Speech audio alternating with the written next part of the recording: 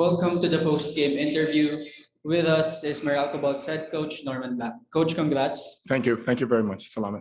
It was a close game up until the third quarter. What was the biggest adjustment for you that finally gave this win? We just continued to play good defense, and our offense wasn't really clicking today. We didn't make very many shots in the first half. I think they shot a much better percentage than we did in the first half. But we talked about it. If we were going to make it to the finals, we'd have to rely on our defense, and that's basically what we did. After a while, our shots started to fall a little bit. I thought Raymond Almazan played really great for us tonight. He was really good. Aaron Black played well also because of the absence of Chris Banchero, who did not play. And of course, New came up with a lot of big baskets for us down the stretch and big foul shots to help us keep the separation as far as the score was concerned. Yeah, it's one of those things where you're struggling a little bit the entire game, but you're just trying to hang on and just stay in there and hope that your shots will fall. And that's what happened to us today. And eventually those shots started to fall a little bit. Lane Maliksi came in and made some big shots for us also. So, yeah, so on to Ginebra now, again. Coach, with Tony struggling and just scoring 8 points, what can you say about the team's collective effort tonight? Yeah, it's really the will to win.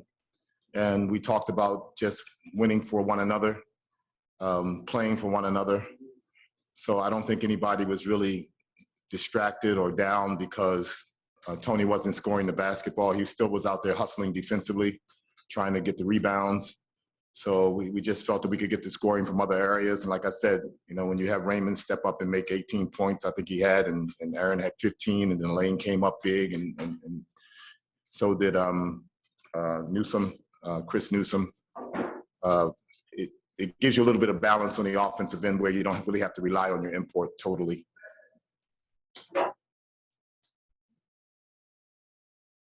Coach, was there an effort to get Aline going on offense, especially with him struggling on the offensive end during the playoffs? Yeah, there's always an effort to get him involved.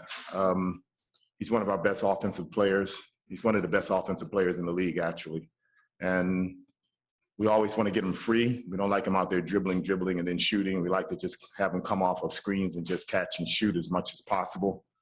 So we're always trying to get him open. And as a matter of fact, most of our screens are for him to get open. And that's going to continue in the next series against Ginebra. He's a big factor in our offense.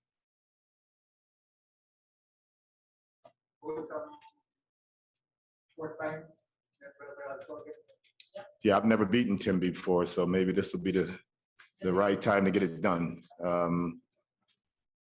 We've been meeting a lot lately, and he's been on the winning end every time. They have a couple of days rest on us, so that's going to help them a little bit. But fortunately, I think the earliest this will start is on Wednesday. So we have more than enough time to prepare and more than enough time to get some rest. But it should be interesting again. Right now, I'm going to enjoy this, making it to the finals, because it has been a struggle this conference to get here.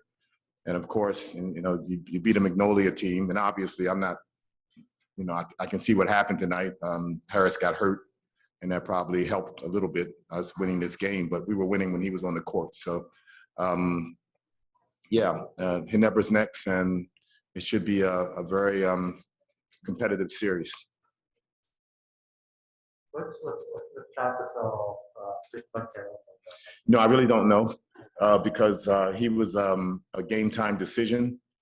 And what we've tried to do is to get him to warm up and tell us how he felt. And he told me right before the game that he couldn't play. So hopefully, we have we don't play till next Wednesday, so that's a few days he has off now to try to heal his injury. And hopefully he'll be able to play the start of the series. Any more questions? What you mentioned in the past that MERALCO is not a rival.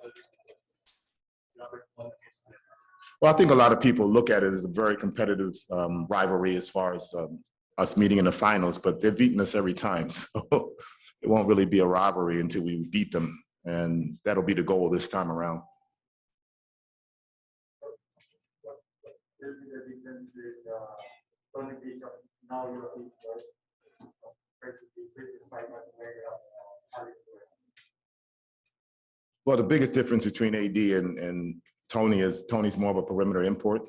He's more of an outside shooter. When his shots are falling, he looks really, really good. The difference would be AD was a dominating inside player, the most dominating player in the league, probably, as far as the paint was concerned.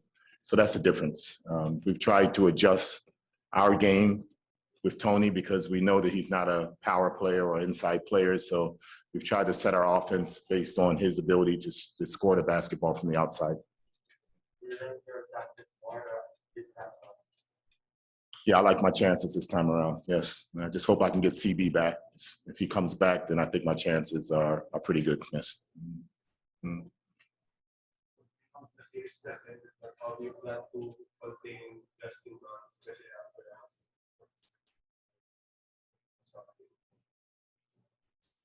Yeah, that's a problem. He's Justin Brownlee, so that's a problem.